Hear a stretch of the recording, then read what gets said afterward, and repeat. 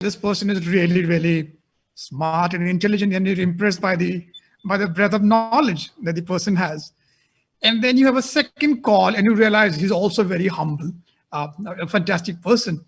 And by the third call, you become friends with him. Dear all, our next guest is a widely published policy economist, entrepreneur, and commentator.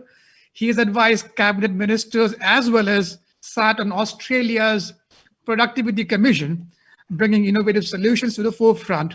We are honored to introduce Professor Nicholas Gruen, founder and CEO of Lateral Economics Australia, who better to tell us whether behavioral insights are the new scientism.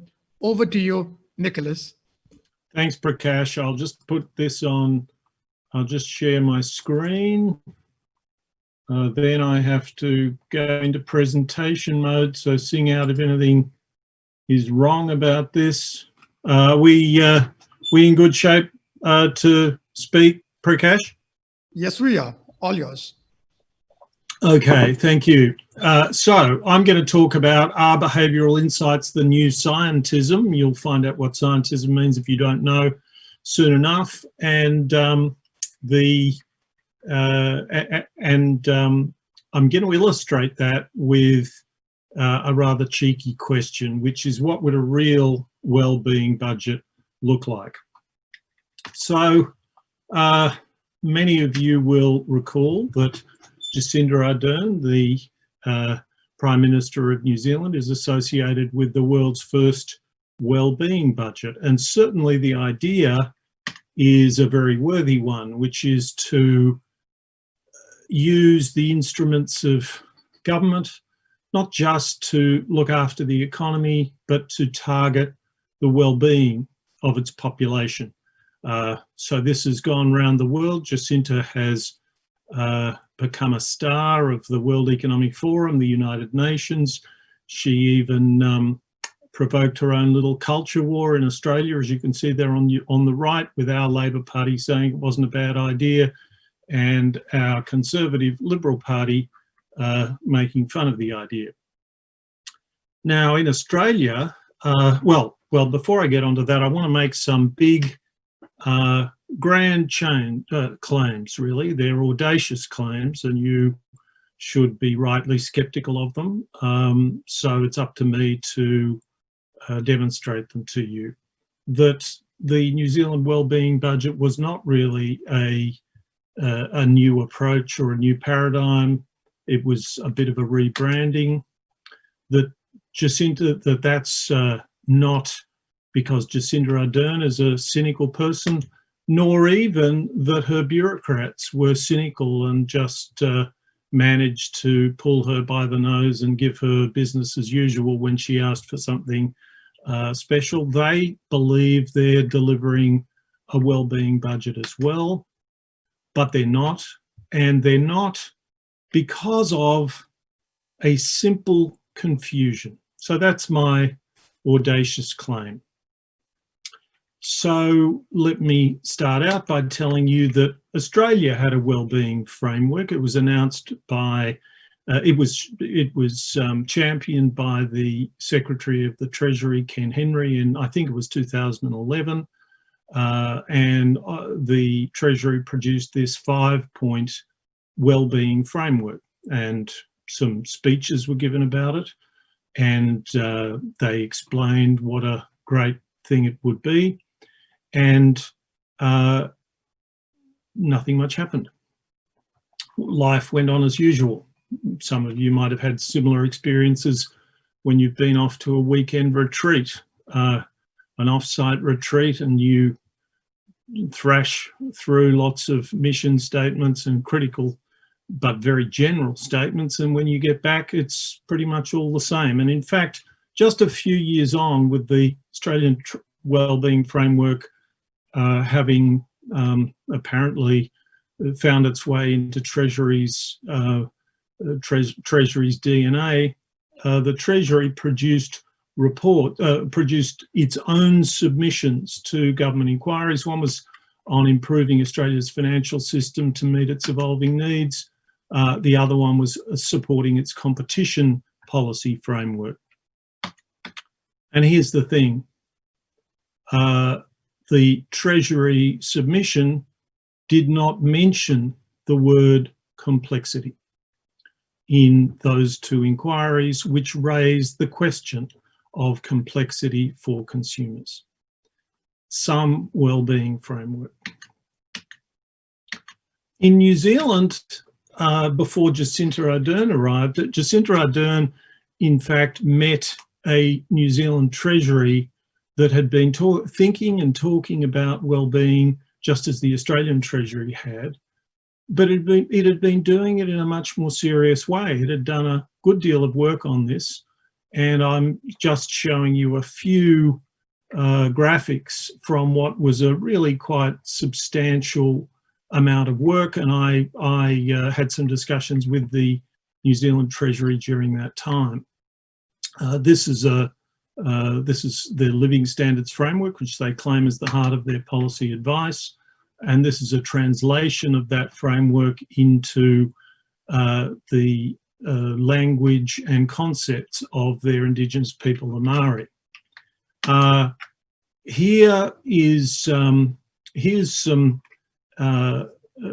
further work showing you how they're fitting the various bits of the puzzle together. On the left, on the right, the Treasury is doing some serious work on trying to come to terms with the academic literature, discussing things like social capital, how is it going to be defined, how are we going to operationalise trying to improve it, and so on. So by the time Jacinta Ardern arrived and said she wanted to do wellbeing budgeting, the Prime Minister and or rather the Treasury and their new Prime Minister were well matched. And on the left, you can see a framework that they've developed. I won't pause too much to go into it. On the right, you can see a heat map. Now, let me just explain to you what's going on there. Down here on the bottom left-hand corner, you get well-being dimensions of well-being, if you like. So one is civic engagement and governance, another one is cultural identity, jobs and earnings, and so on, health, education, environment, and so on. And in this heat map, what they're able to do, because they're getting so much data in, is that they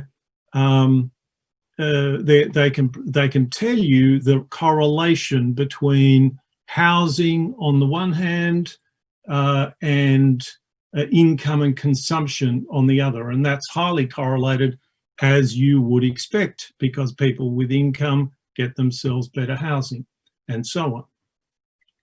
So the wellbeing budget was put together according to 5 themes, and I'm just putting the 5 themes before you there. And the New Zealand Treasury is able to take quite narrow, this is a fairly broad part of the New Zealand population from 15 to 34 years. They're able to take, but they're able to take much narrower snapshots than that, and they're able to tell you how they're going on all those dimensions. So this is a pretty impressive story. I don't know whether they can tell you the well-being of Indigenous people in Rotorua, but that's the kind of thing that I know they aspire to be able to do. And there's something missing with all this work. There's something missing. There's something terribly missing, because with all that work, we might know a great deal about Maori well-being in Rotorua, how it is better or worse than non-Maori well-being in Rotorua, and we have not got any direct information on how to improve it. So welcome to one of the most classic, one of the most profound and powerful phenomena of scientism, which helps us confuse knowing a lot about something, having a lot of knowledge about something, with knowing what to do next, knowing why we want the information and how we can make the world better for that aspiration. And of course, I can't help but notice that in this conference, having listened to a few sessions, the expression behavioural science is used quite a lot. Now, please don't think I'm therefore critical of behavioural science. Science is important. Knowing what's going on in the world, being rigorous about that is obviously important. But I want to broaden, I want to show you something that I think is really very striking. Here's a guy called Herbert Simon, and he helps us crystallize this distinction between science, scientism, knowing how, and knowing what. And one of the things he says is that the sciences are for knowing. And there's a list of sciences, and at the top of that list is the most rigorous, if you like, and the most highly prestigious science, and it goes down to more complicated, more chancy, more uncertain disciplines. And then he adds, then Herbert Simon tells us that the professions are for doing. And there's a list of professions. Now, I can't help, this is a kind of an aside, but it helps me make some of the points I want to make. I think economics is in the wrong list. Not that Herbert Simon has put it in the wrong list. I think it puts itself in the wrong list. I think economics should think of itself as a profession, that is, something which obviously wants to base itself on science where appropriate, but that it should think of itself as a discipline for doing things in the economic world. And I think, and another way to think, and again, I'm not trying to tell you behavioral, I'm not trying to demonize one group of one discipline and lionize another one, but a nice, I think quite a good contrast for the attendance at this conference to think about is the idea of behavioural science as a science and human-centred design. As Herbert Simon said, all professions, all attempts to make the world better are exercises in design. So more generally, scientism involves the reaching for scientific prestige for its own sake, rather than because being scientific is the most important thing that we need to be. Scientism involves trying to look scientific, which economics has a terrible problem with, because most economics is in mathematics, and some of it needs to be in mathematics, but quite a lot of it, in fact, some of the things I'll talk to you today about, sort of can't be put in mathematics. If you put them in mathematics, you can't understand them as well as if you put them in words, and as a result, economists really barely know about them. And scientism tends to deal in decontextualized knowledge nuggets. Sounds like a product, doesn't it? Maybe I should set up a business selling decontextualized knowledge nuggets, but there's a fairly heavily subsidized industry that would be competing with me, academia, so maybe that's not such a good idea. And we've seen the cost of this in the global pandemic. Here's a sort of status map of science, and a good deal of our handling of the global pandemic was scientistic. It was too enamored of scientific respectability. What's wrong with that? Well, what's wrong with that is it wasn't commonsensical enough. Much of it was too decontextualized. Let me give you a very specific example. Here is a hierarchy of evidence that you would learn if you went to medical school, and particularly if you were studying public health and epidemiology. You can see there that meta-analysis, systematic review, randomized controlled trials are the most, they're the most prestigious, most scientific kinds of evidence. The problem is this, it's an okay thing to learn as a sort of proposition, but it comes with a heavy caveat. And the caveat is all other things being equal. And all other things are not equal. If I asked you, how do we decide whether or not parachutes work? You could tell me to do a randomized controlled trial. You could tell me, well, we won't know if they really work or not scientifically if we haven't done a randomized controlled trial. But I don't think you'll be able to get people to agree to do a randomized controlled trial of people jumping out of planes with and without parachutes.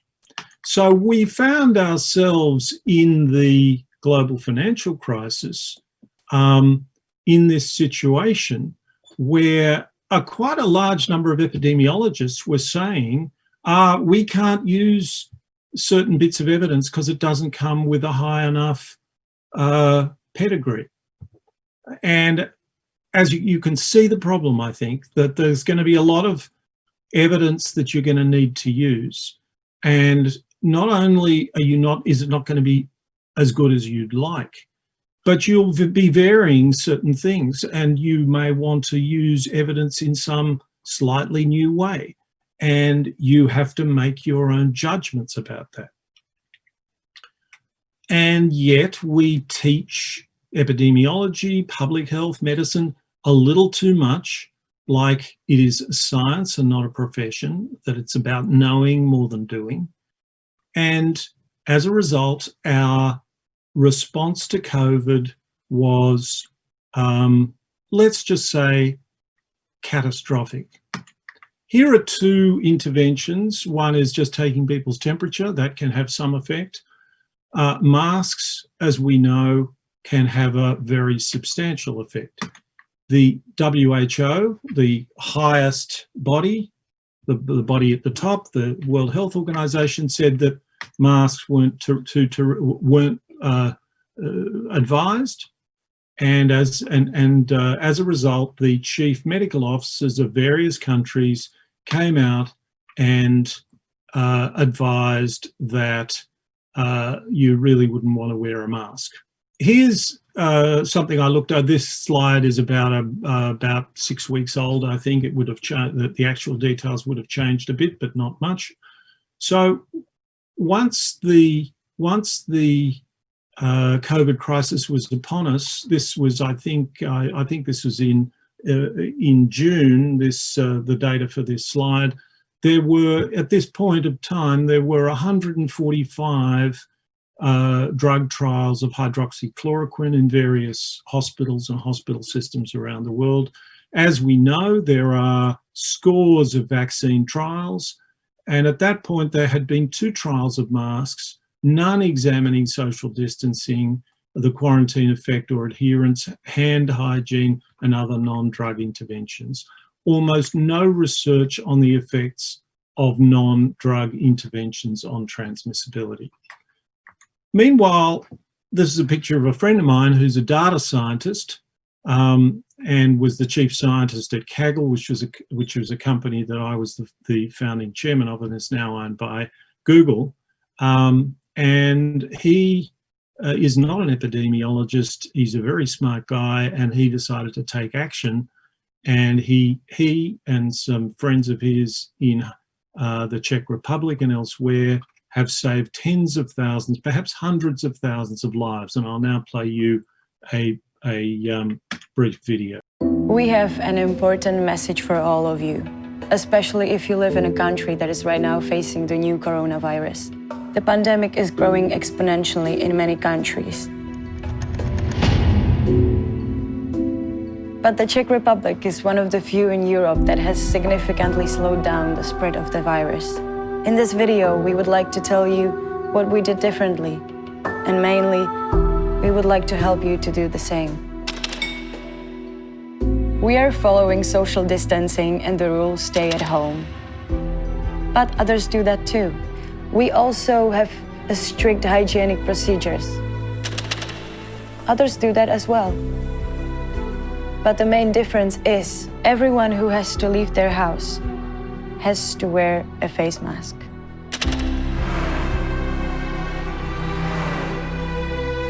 Everyone. I know, they may be told you that masks wouldn't protect you, but there are studies proving that even a homemade mask can be partially protective. Partially. Any protection is essential today. But now the more important thing. Masks fundamentally prevent the transmission from you to others by sneezing, coughing, but also breathing. And many people are the most contagious before they start showing symptoms. So, when we both have a face mask, I protect you, you protect me, and we are both safe. Based on recent data, we know that population-wide use of masks is essential for suppression of the outbreak. According to our professional experience, a simple homemade mask can prevent up to 100% of the spread of potentially infected microdroplets. The more people use masks, the less virus can be distributed and fewer individuals are exposed. Just a few days ago, people were laughing at those who wore masks. But some people knew about this positive effect and started to share this information across social media. The message grew fast through artists, influencers, and others. I know, face masks aren't in stores, right? But something incredible happened. People started making homemade masks and giving them to others for free.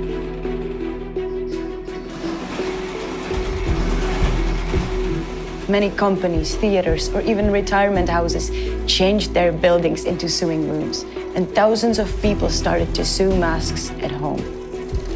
So we know that face masks work, and it has been repeatedly confirmed by scientists. We know that it is possible in just 3 days to provide face masks for 10 million people in one country. And we know that here we have fundamentally repressed the infection.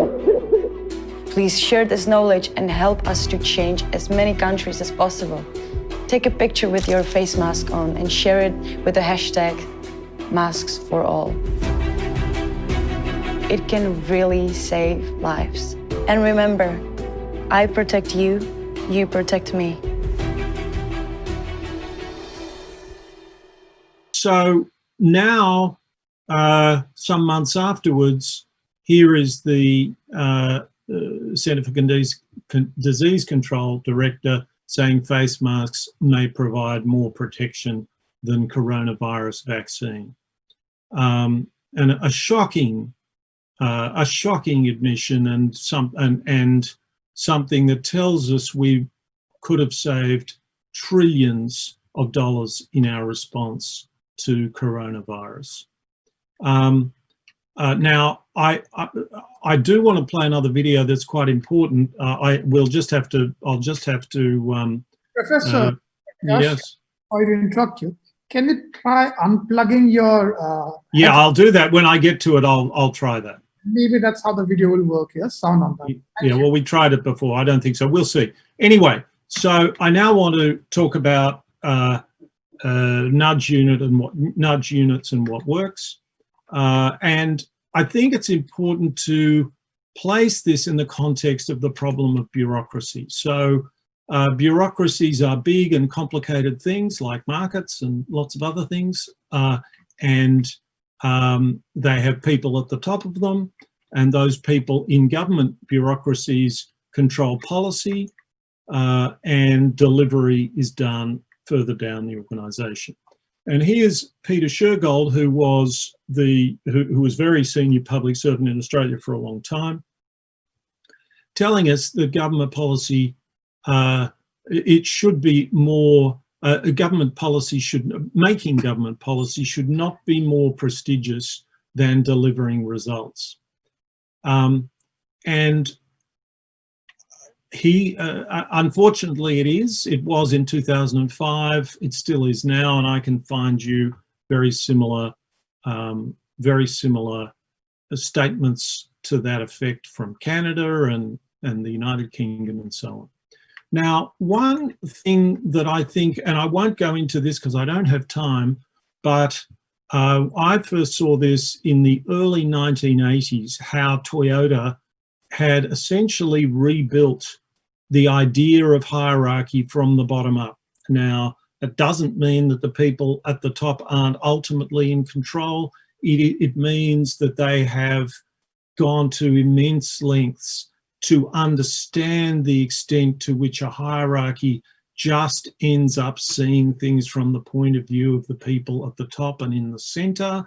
And the great challenge is to find ways to get the people at the edge of the organization, at the bottom of the organization, on the front line, and also beyond the organization, suppliers and so on, to have a voice and to continually do better once they get that voice. And to be empowered to do so, empowered with power and empowered with information. I won't have a lot of time. Many people will be familiar with some of the ideas that Toyota implemented. The essence here, the critical thing, is that they've built a system in which learning can go upwards. I will again very quickly just show you these stunning productivity graphs from the 60s through till 1992, comparing US automotive productivity and Japanese automotive productivity. Have a look at my slides after the event if you're interested. They really are completely extraordinary. So I think one way to think about the nudge unit approach, behavioral insights approach, is that it is an attempt to address itself to bureaucracies as they are. And of course, one doesn't have any choice. You can come up with a better idea, but if you can't appeal to the people running the bureaucracy, then there's not much point. So nudge units, and I'll talk briefly about what work centres have a similar kind of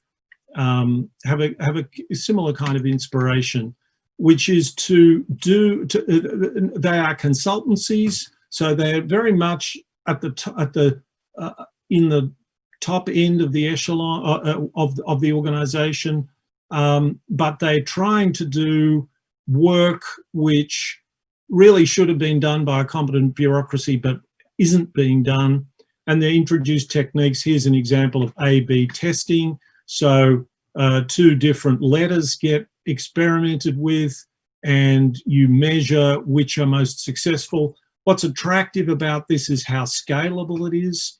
And so that becomes a very attractive thing. Here's another example, using feedback to send people text messages before they turn up at the job centre to improve the reliability to get more people doing, being part of the program and so on. And what works centres are again an attempt to deal with the fact that academia is not very helpful to people trying to do practical things in the world. So in a way, it's trying to drag it out of the scientific paradigm and into a professional paradigm, out of a knowing paradigm and into a doing paradigm. But as you can see from that chart that I put up, the knowledge that comes out of what work centres is very often very decontextualized, and there's a lot of one size fits all about it. Now, again, I'm not being critical. You have to start somewhere, and this seems to me to be a better place to start than lots of universities are at in academia, where their main goal is to get things published in academic journals, and there they sit as if they're a secret, and very few people ever hear about them. I want to show you a different I want to show you a different approach. And before I do, I want to take you back to Herbert Simon, because I think there's something else that can be said, which is that sciences address the universe, and I don't want to get anyone too excited, but professions address the multiverse, the human multiverse, because they're about contingent worlds. They're about a world that we seek to build. So that is a pretty powerful way of talking about decontextualized knowledge. If knowledge is decontextualized, its capacity to help us do something in a necessarily very concrete situation is always something to keep in mind. And again, there's that suggested contrast between behavioral science and human-centered design. And Silicon Valley has given us some good lessons here, I think, because Silicon Valley doesn't use a lot of behavioral science. When you're really designing a product from the ground up, it uses human-centered design really became popular because it was seen to be so powerful from Silicon Valley. Behavioral science tends to be tips, tricks that might be useful in a marketing or behavior change layer. And again, I'm not being critical when I say that, and I'm also being generalizing somewhat, and I'd be interested in what people think about that when we get to discussions. So here's some examples of Silicon Valley acing it on human-centered design. This is how Google, one of the reasons why Google ruled the roost in the end, the main reason was it had better technology, but another important reason was that it was very focused on trying to see things from the customer's point of view. Likewise, MySpace filled up with as many ads as Rupert Murdoch could get on the page, and Mark Zuckerberg showed a little more patience on that subject.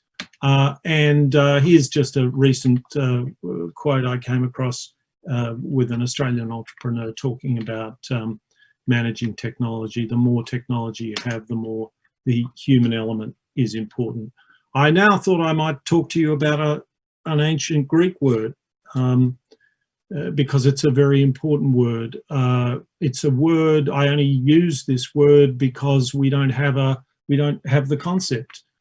So in ancient Greek democracy, they had this term isegoria, and it sometimes gets translated as freedom of speech, but it means equality of speech. Think of our own democracy. Think of the fact that less than half the population have university degrees, far less, of course, in the developing world, and the proportion of their elected representatives who have money and education, the two most powerful forms of capital in the world.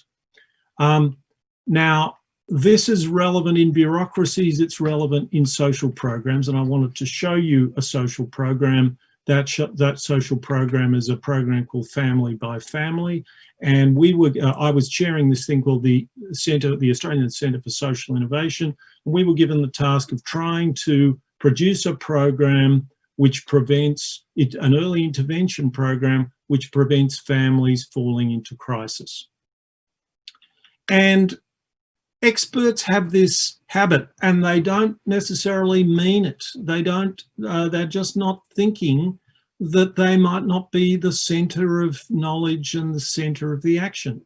So virtually all the programs to address this problem turn out to involve social workers turning up at houses to talk to people, and case management by a professional of a family, and so on. And so what we did at the Australian Centre for Social Innovation was we turned all that around. We didn't exactly, we turned it kind of on its head, but we didn't just say we want to bring a mentor family to help mentor another family. We said we do want it to be a professional program, but we want the professional to be a midwife, not an obstetrician. That is, the professional was a trained family coach that would take the families through the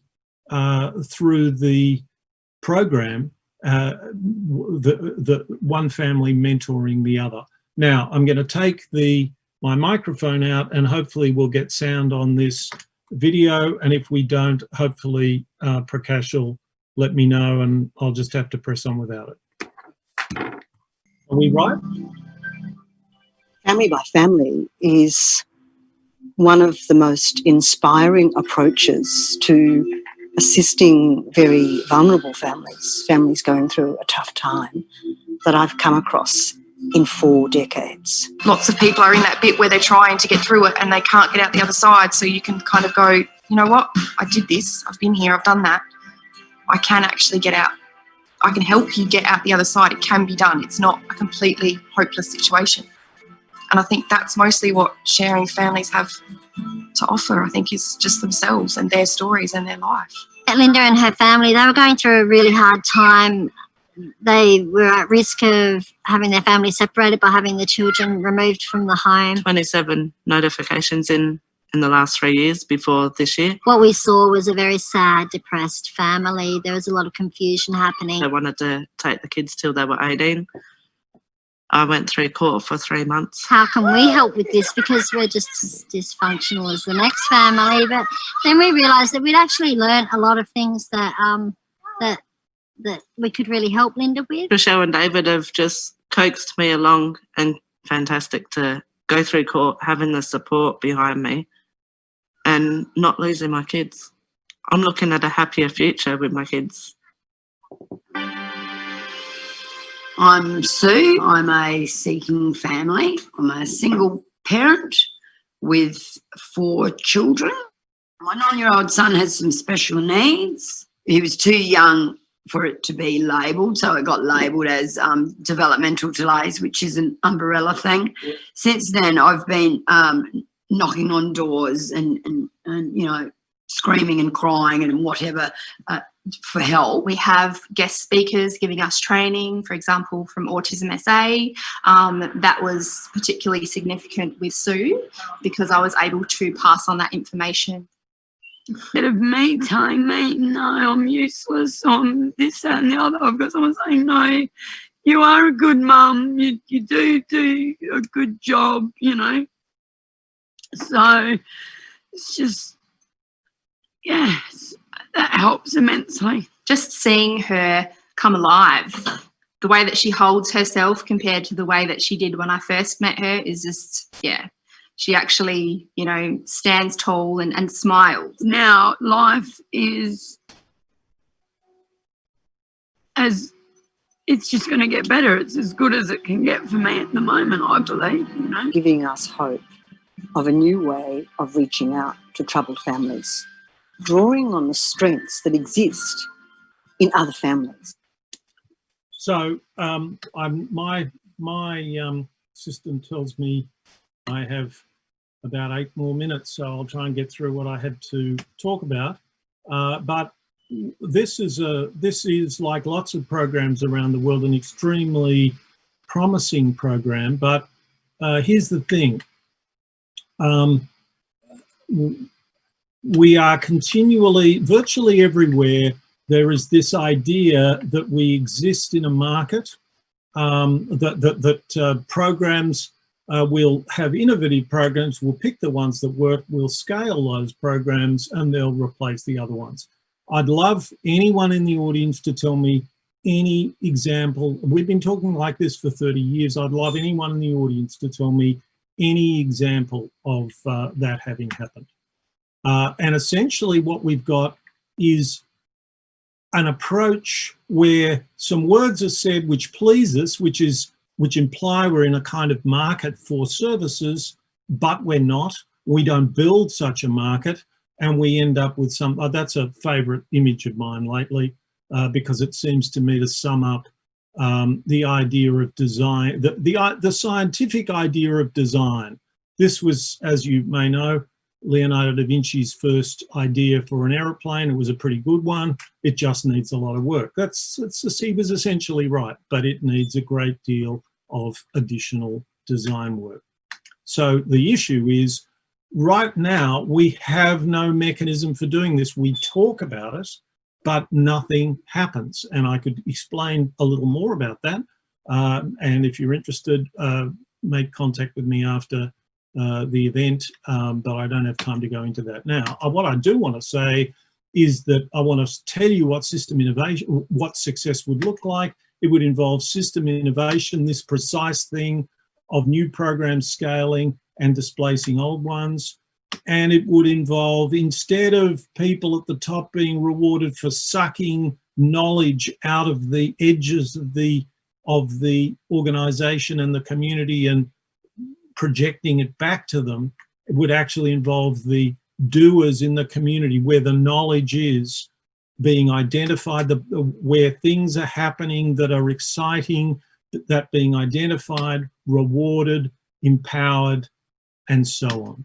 So let me conclude by telling you what I think a real well-being budget would look like. Remember this themed budget. I think of this as rather like theming a ball. You know, we're going to get people to dress as pirates or in togas or whatever. This is governance by word association, by abstract nouns.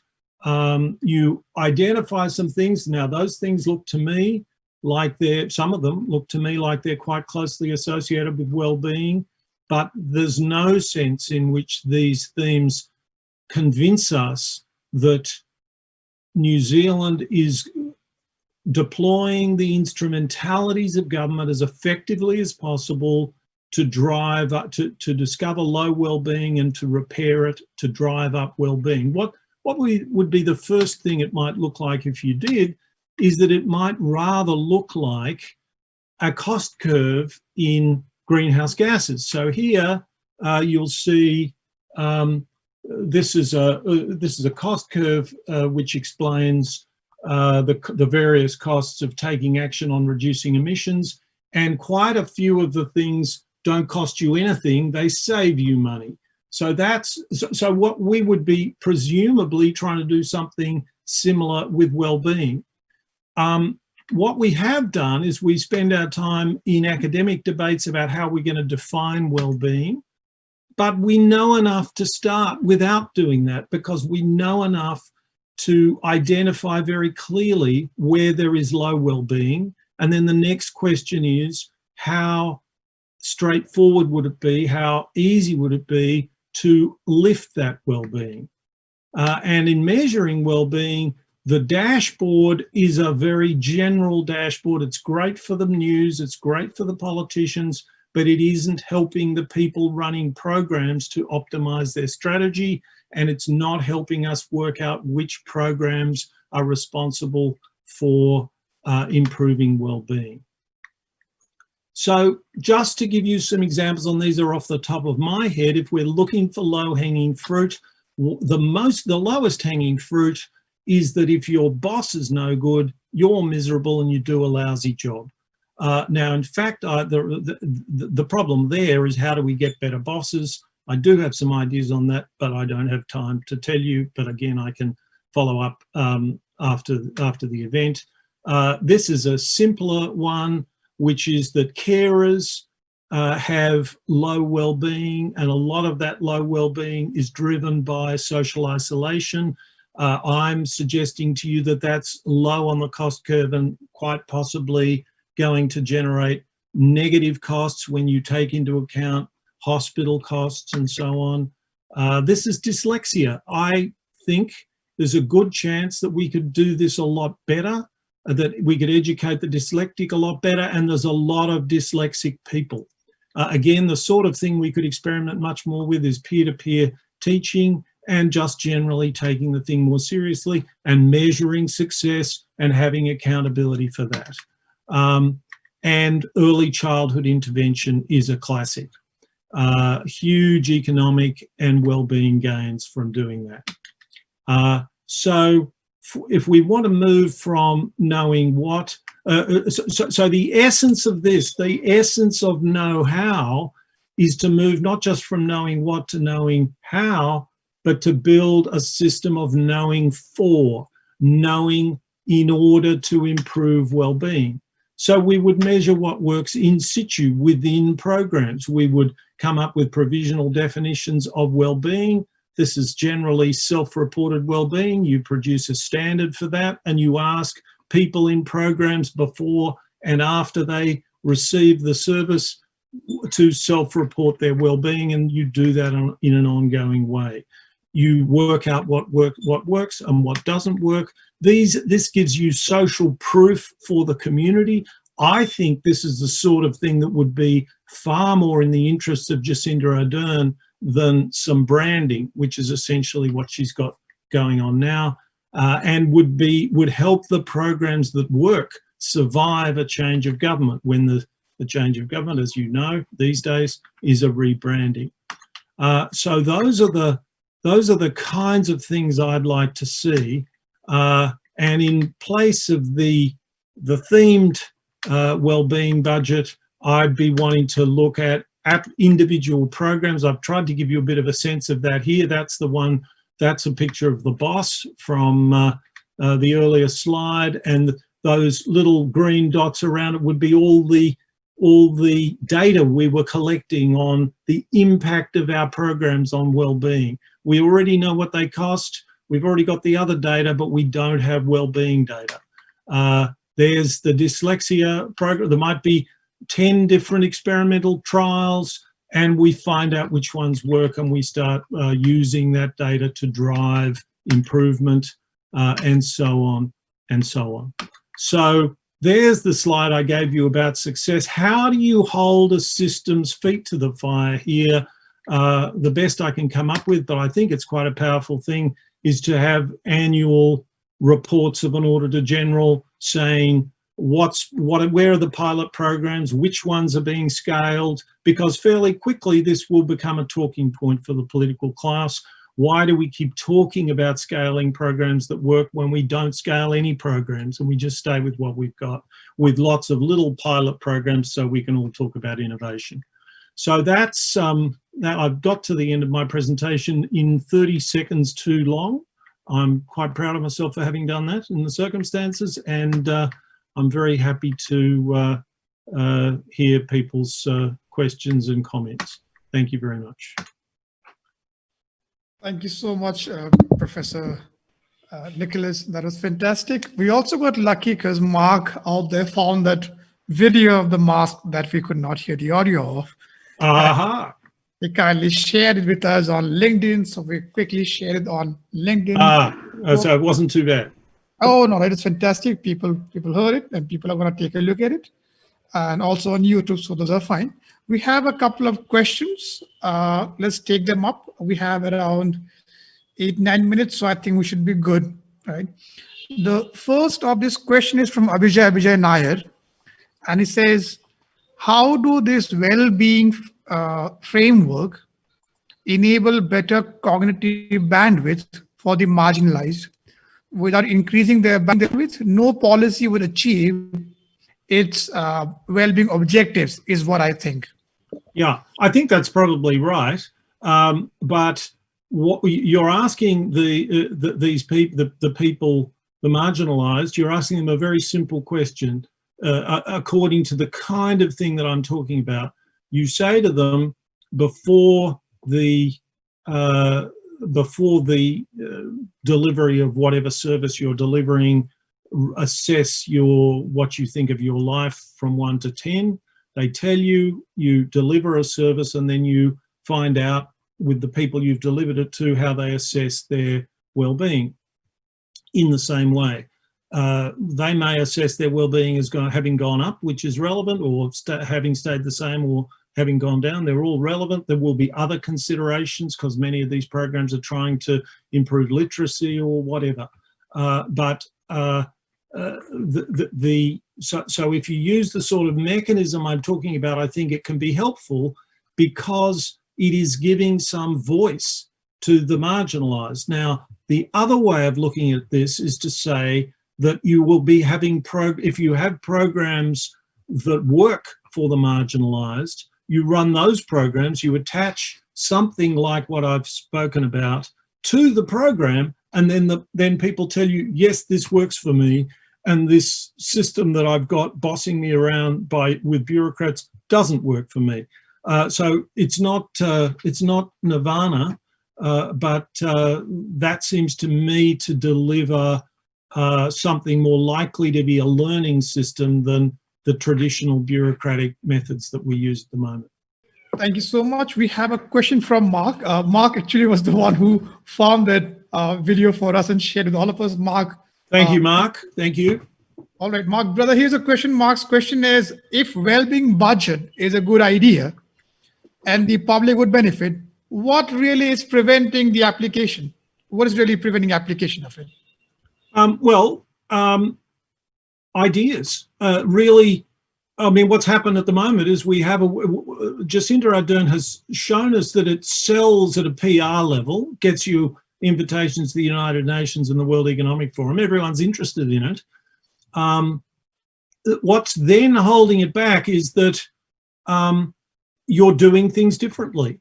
Now, doing things differently, that's not as hard. If you're a democratic politician, putting through tax changes is much harder than this.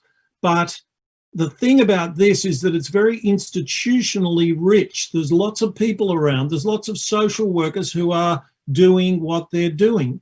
And so if you come up with a way of doing a better job, at the moment, there are no level playing fields on which different programs are measured. And so the weight of professional inertia, the weight of professional opinion, the difficulty democratic politicians have in taking something away from someone and giving it to someone else, often within the bureaucracy, it's too hard. So those are the kinds of things. But it's really important for me to point out that politicians do more difficult things than that if their populations want them to, ultimately, if there is a consensus that they should. But here there's really just confusion and lots of people with slogans and nothing much happens. Right.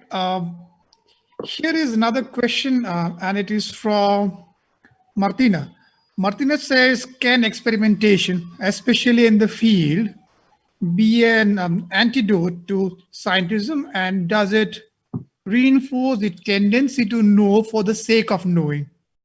Or does it reinforce the tendency to know for the sake of knowing? All right. Yeah, well, it's a very good question. So a lot of nudge units, this is true of the Australian Federal Nudge Unit, a lot of nudge units, they're quite proud of having high-level university graduates in them. And there's a great craze for randomized controlled trials. Now, randomized controlled trials are important and worthwhile, but they give you a single answer. I've got a nice slide showing you the difference between approaches like program logic, which try to break down the logic of a program and test each individual bit of a program to see what's working and what's not, with a randomized controlled trial, which simply says, we did this here, we did it in a randomized way, so we've got a control group over here, it had this effect. Well, the problem with that is, what if you want to vary one element here, or you want to do it in another city or something like that? You don't know the answers to those questions. So randomizing, as I hope people appreciate, I was not speaking against science. I was speaking about keeping clear in one's mind that science is about the universe and the professions are about the multiverse, that professions are about the world we're trying to build. And so an RCT gives you high-powered knowledge, which is very pretty decontextualized. If you would need that knowledge, that's good. But an awful lot of building a better world will be about using other kinds of knowledge. So if we get ourselves too fanged up with all the graduates who want to do RCTs, not least because they can then get them published, then that actually will look like it's making progress. It'll be easy to report on the news and to report to the minister and to go on the dashboard, but it actually won't build a better world very much. Thank you for that. This whole, and I remember when we spoke, You help me understand science as a tool to understand the universe and the world around us versus the profession as the way to implement or use the knowledge to get something done. Yep. It was pretty eye-opening, and it would be lovely to go into an entire discussion on that probably for an hour. However, in the interest of time, let me get back to the next question out here. This is from Nam N. And Nam says, I would be interested to know how Professor Gruen sees the role of behavioral sciences in policy evolving over the next decade. Well, I think that the role of behavioural sciences is obviously, like any science, it's an important and worthwhile science.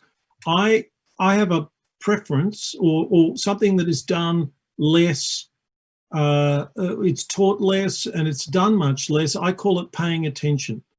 So one of the slides you didn't see that I sort of edited out for economy of presentation is a slide I often use when I'm presenting to public servants, where I say, when you came out of university, you thought that if you're an economist, in fact, this is a slide I presented to economists, you think that being an economist is 80% your training and 20% fitting your training to the world. I think it's around the other way. Your training gives you certain basic concepts, basic ideas, and you need to pay attention to the way those ideas are being used. Often there's a kind of dominant way, which is just which is just the way everyone is thinking. And if you pay attention, you can often uncover low-hanging fruit. And hopefully I've given you a small example of that. Prakash is saying that this idea of the distinction between sciences and professions was a new one to him. Gee, that's something, isn't it? I think it's a new one to a lot of people, but it's a pretty powerful idea, and it's not from behavioral science. So science is this highly publishable conquest of knowledge in the world, and these other things are about human activity, and by paying attention to what we're doing, I think we can uncover all kinds of things, all kinds of assumptions that we're making that are really holding us back. Thank you, Professor Gruen. We would love to keep on talking the entire day, but we do have a schedule to keep up with, and our apologies for that. Thank you for joining us in here and helping with your time and your insights. And on behalf of all our audiences from all over the world, I thank you. Folks who can hear me, I have put down Professor Gruen's LinkedIn profile out there. If you have any more questions, I'm taking the liberty of saying, please feel free to add him up and ask your questions. If you're lucky, he will find some time out of his really busy schedule. And you can DM me. You can DM me on Twitter on ngruen digit1 anytime you like. Thank you so much.